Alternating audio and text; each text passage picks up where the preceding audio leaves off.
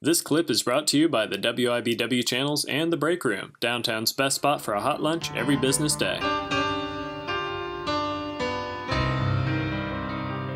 Well, we're shedding a little bit of love on the art scene here in Topeka. I'm here with an artist. She's a wonderful artist. She does all kinds of fantastic work in different mediums. Kate Huettich is here. How you doing, Kate? Hi, Chris. Really nice to be here. Hey, thanks for joining us. I really appreciate that. And we wanted to have you on the show because you've got such a wide variety of talents that you are working with here. You're a visual artist, fiber artist, you make other projects, and we want to start out and talking with that. But tell us a little bit about how you got into to being an artist.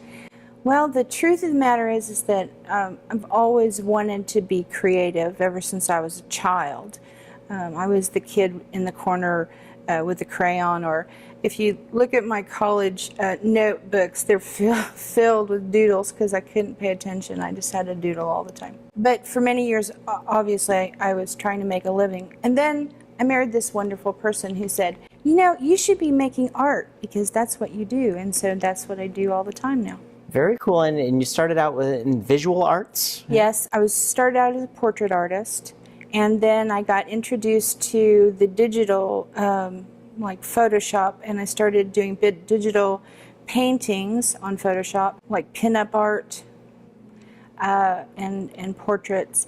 And then I got interested in doing something more abstract and more visceral, so I started working with pen and ink, and I created my line of space elimination art called the Inklings. Huh. And then I did a series of mandalas. Do you know what that is? I don't. In the Hindu religion, it's a focal point. It's like a meditation tool. Instead of a mantra, you use this visual, and they're circular, and they're divided into hundreds of points, and very exacting. And I do those in ink and colored pencil and paint. And then last year, my best friend Dee Butterfield was doing a show here at the Break Room, and you needed 2 dolls. Yeah, the Kitchen Witches. The Kitchen Witches. Yeah. Arts Inc., I think, is the name of that company. Yeah, Arts Inc. and Karen Hastings and those guys. Yeah, wonderful actress. Yeah. And they had a couple of dolls, but they weren't exactly what they wanted, so Dee brought them to me and said, can you make these better? And so I put my skewed view of the world on them and brought them back, and everybody just loved them. And Karen, in fact, commissioned me to make 3 more for her and her friends. Mm-hmm. And then I had a second commission to make a whole bunch of little Indian dolls when they were doing, and then there were none at Topeka Civic Theater. Mm-hmm. And then Shannon Riley commissioned dolls for his children for Christmas, and so it just kind of tumbled on from there. And now I'm just making kind of what I want to make rather than commissioned work. Right. I don't work very fast is my problem. You know, I don't think artists should work very fast. They need to work more effective than... Yeah. Well, part of it, too, is I'm making it all up as I go along, so I don't have a pattern to work from. And this is one of your pieces right here. Actually, this is a part of a piece. He's the magician's assistant. There's a magician that goes with him. This is Elwood, named for the Jimmy Stewart character from Harvey. Oh, yeah, Since he's not a 6-foot rabbit, we gave him Jimmy Stewart's name, so he's Elwood. Very cool, very cool. And you have a whole line of them. We're going to show some of those on the screen as we talk about them here. But how did you get the inspiration, besides just doing them for the show, but for these specific characters that you've got here? Well, it's really interesting to me because sometimes I'll find a fabric, and that will put the idea for the doll in my head. And then sometimes I have an idea for a doll, and I'll go out and find the fabric to fit it. Mm-hmm. So it's like a symbiote. Me and the fabric store have to have a symbiotic relationship. I try to do things that, I don't want to call them caricatures, but, you know, paying homage. So I have a Southern Belle, and I have a biker dude, and I have a magician. which actually you made me think of doing The Magician because I got to see your wonderful show. Oh, I'm honored. And I sort of connect the dolls somehow to this place and you and that production, and because it's sort of how I got it all started.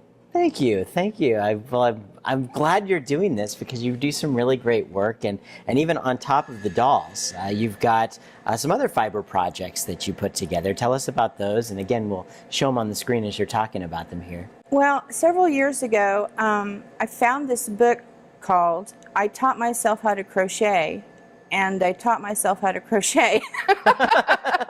So I started out making scarves, and we went to a big family reunion, and I made a scarf for everybody, and they just loved them. And I've made blankets and baby blankets when people are having like their first child, or actually I give them as grandma gifts for like my friends are now becoming grandmas for the first time, so I'll make a blanket, or Afghans. But last year, I just got it into my head that it would be fun to make a beret. And so I didn't have a pattern or anything. Actually, I can't really read crochet patterns. I don't know if you've ever seen one, but it's like... I haven't. It's like two-letter abbreviations in a list this long. Too confusing. So I just kind of make it up. And I made up this pattern for these berets, and I just started making them, and I literally made one a day for the entire winter.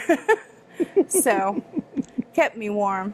Yeah, very good. Well, you know, I just don't have the patience to try that kind of stuff, because I mean, somebody tried to get me into crocheting some stuff, and I was like, nah, I'm not going to try this. Like, oh, try it. It's easy. So I was sitting there, and I'm like, I don't have the patience for it. And well, maybe I don't have the vision to try or something, but it's kind tedious. Of like, no, not tedious. It's tedious for me. Well, it kind of becomes... It kind of becomes like meditation, because you're doing the same thing over and over. I love documentary television, and I have the Roku box, and so I stream from the internet. While you're working on the project. Yeah, I've always got like the TED conference. You know about the TED conference? Yeah. I watch those speeches, or I just got all of Ken Burns, you know, like the Dust Bowl and Prohibition and all those. It makes for some good inspiration while you're working on projects, huh? In fact, when I started working on the Inklings, I loved putting on things like Cirque du Soleil. Oh, yeah. Because it's so visually stimulating, and so it wasn't like I was actually getting ideas from that, but it's getting inspiration, though, yeah. It stimulates that part of your brain where, like, the visual cortex, and then it translates through my fingers onto the paper. You know, I think that you've got such a great catalog of talent. I mean, from computer art to pen and ink art to making dolls and sewing and making fiber arts. People need to go online and look at your website. It's kate.huettich.us, and they can find all about this stuff here, and they can buy stuff online as well. Yes, we're set up through PayPal, so you can order prints or originals or dolls or anything from the website, or you can just go and look. It's called Open All Night, Kate's Gallery, and it just literally has everything I do. Some people think I'm a little scattered, but I just find that creativity is the thing that fills us up. We have to have that thing in our life that recharges our batteries, and for me it's making things. And you know, I go online and look at other art, and so much is ugly and dark, and I feel like it's my job to bring more beauty and cute into the world. It's very inspirational. There it is. Very good. Well, Kate, thank you so much for joining us on the show. Thanks so much for having me. Folks, you guys need to go check out our website, kate.huettich.us, and buy some stuff. Support the arts. That's what you got to do. So, Kate, thank you so much for joining us. Thanks I really so appreciate much. that. Good luck with everything you're working on. Thanks.